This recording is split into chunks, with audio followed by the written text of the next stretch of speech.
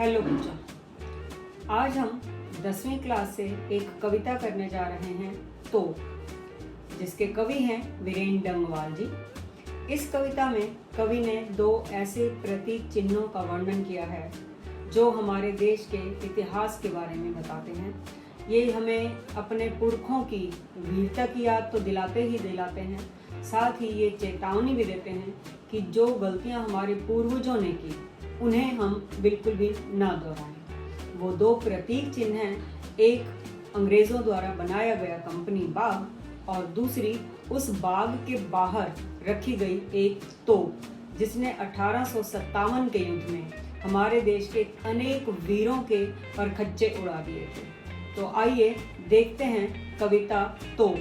Company बाग के मुहाने पर धर रखी गई है यह 1857 की तोप। इसकी होती है बड़ी संभाल, विरासत में मिले कंपनी बाग की तरह।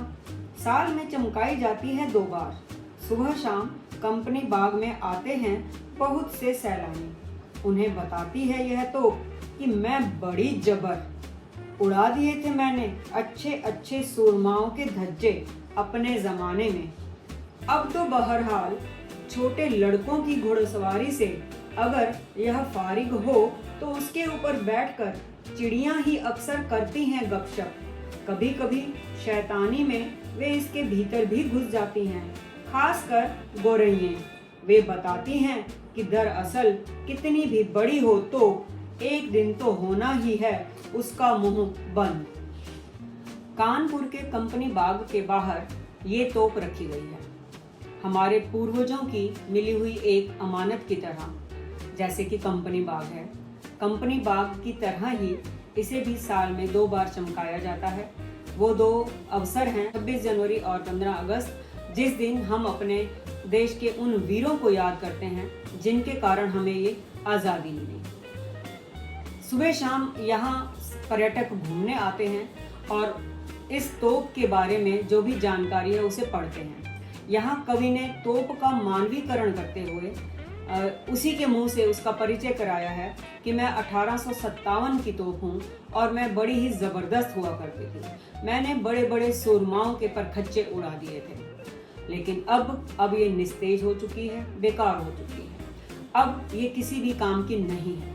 इस पर सुबह शाम बच्चे खेलते हैं और जब बच्चे नहीं खेल रहे होते तब इस पर चिड़ियाँ बैठकर गपशप करती हैं।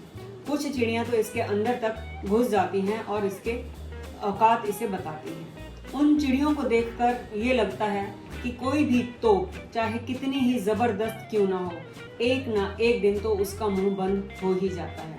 यानी कोई भी व्यक्ति चाहे कितना ही शक्तिशाली क्यों ना हो, एक ना एक दिन उसका अंत निश्चित ही है। ये तो जहां हमें अपने पूर्वजों की कई महानताओं के बारे में बताती है, उनकी वीरता के बारे में बताती है, वहीं हमें ये सीख भी देती है कि हम उनके द्वारा की गई गलतियों को बिल्कुल भी दोहराएं नहीं। ऐसा ना हो कि फिर से कोई विदेशी शासक आकर हम पर शासन करने लगे। तो हमें इस तोप से ये सीख लेनी चाहिए और अपने देश की रक्षा के लिए हमेशा तत्पर रहना चाहिए। कविता बहुत छोटी है, बहुत सरल है, लेकिन इसमें बहुत बड़ा संदेश छिपा है और मुझे उम्मीद है कविता आपको समझ आ गई होगी।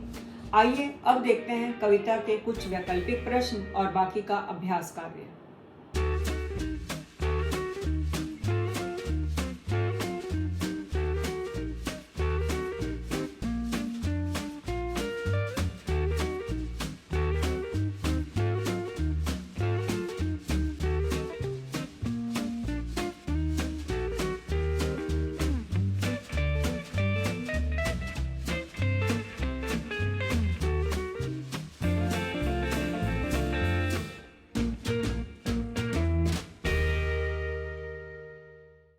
जल्दी ही मिलते हैं एक नए पाठ के साथ। तब तक पढ़ते रहिए, आगे बढ़ते रहिए।